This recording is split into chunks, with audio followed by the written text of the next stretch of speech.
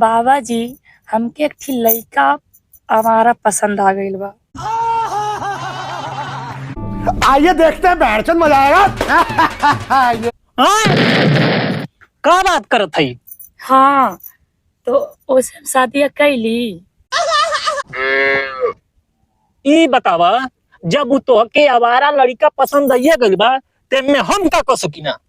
I love you. अच्छा बाबा तनी हमके ये बताई वो हमका ठीक से रखी कि ना। तूहू आवारे है का?